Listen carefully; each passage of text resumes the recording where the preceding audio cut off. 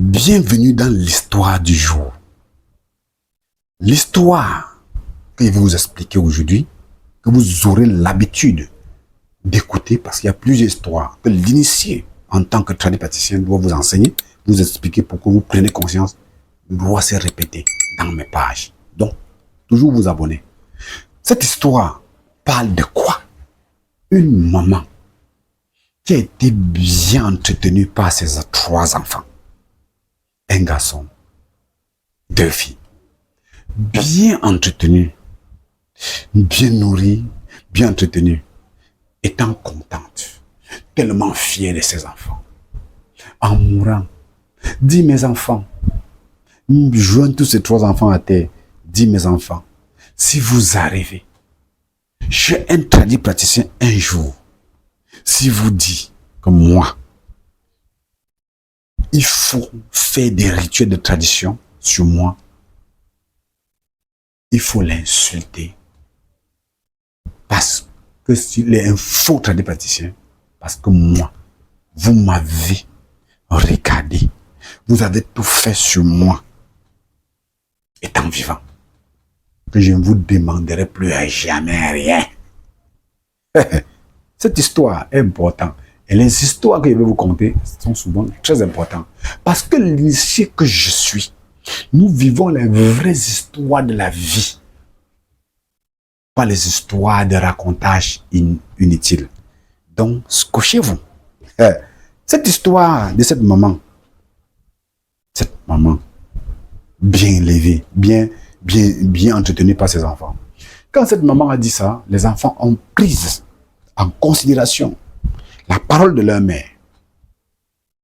Ont mis ça dans un bagage, dans leur bagage, dans leur subconscience. Le fils qui était dedans, un seul, était un colonel. La fille, commerçante. Deuxième aussi, la troisième, commerçante. Alors, des années plus tard, le temps passe. Un jour,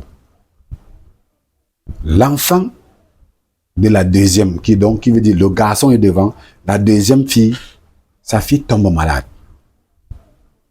Ils s'embrouillent partout pour soigner l'enfant, ils mettent de l'argent à l'hôpital, ils dépensent des millions, ils dépensent. Ça ne va pas. Déjà étant dépassé, la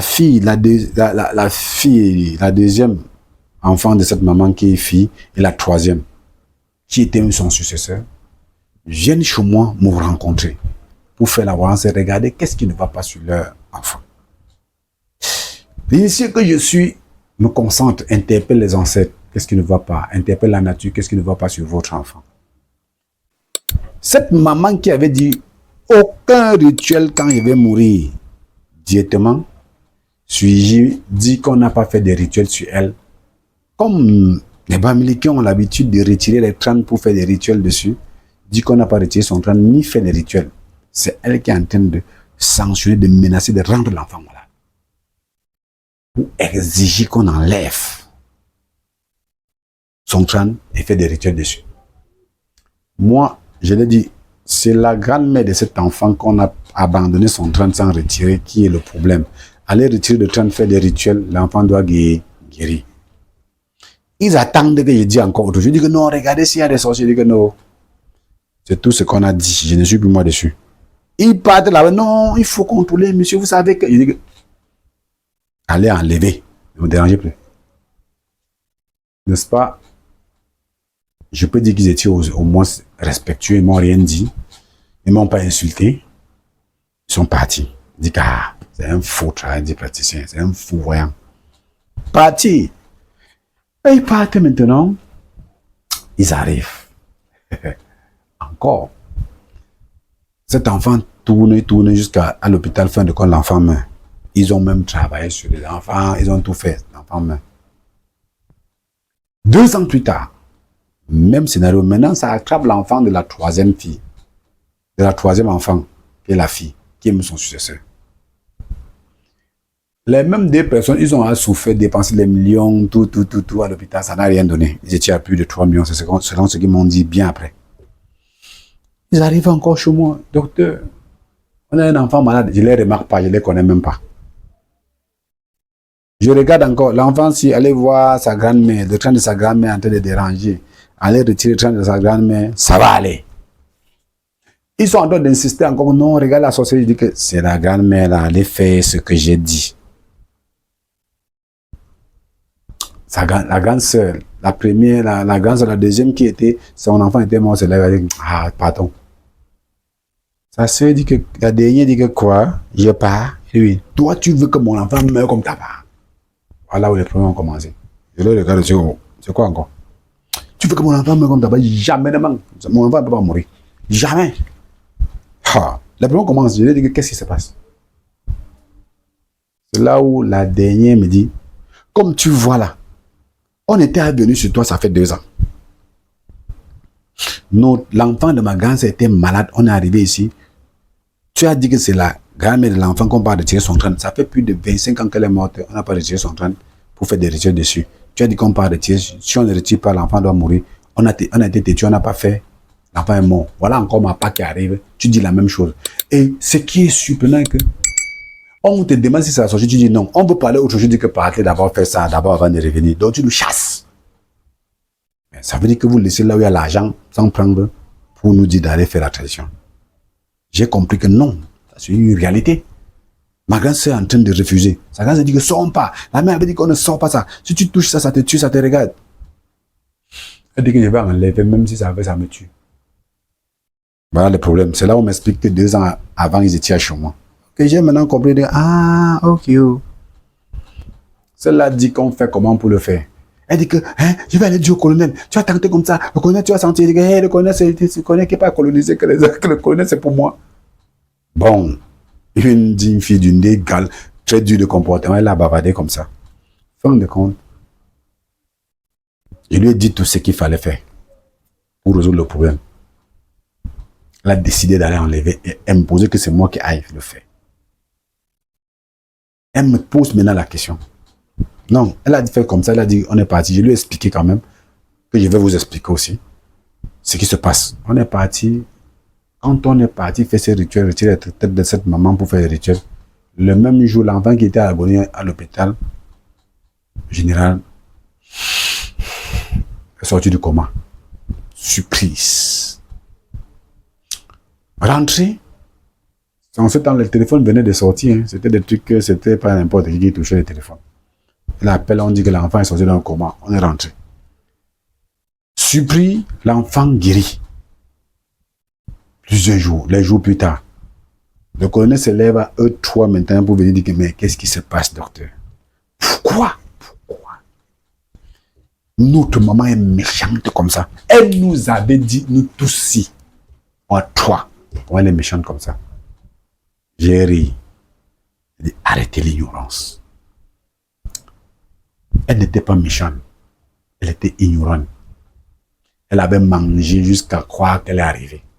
J'ai demandé qu'elle est qui pour décider. Quand tu meurs, tu sais où elle va. Elle savait où elle partait.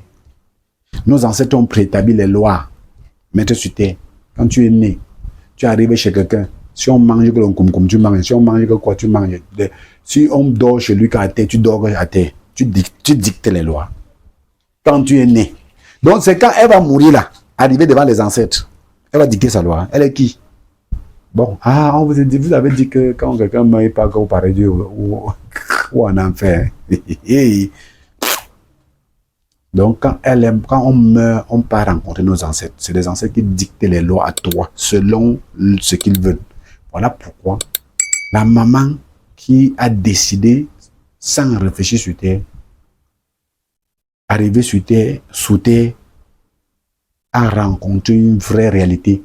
On l'a imposé que les lois de la terre. Voilà pourquoi elle se lève encore elle-même pour vous réclamer de retirer son trône. Donc, elle n'était rien. Pour conclure, dis à tous ceux qui m'écoutent, les mamans qui portent leur large bouche pour dire n'importe quoi aux gens, que vous n'avez aucun pouvoir.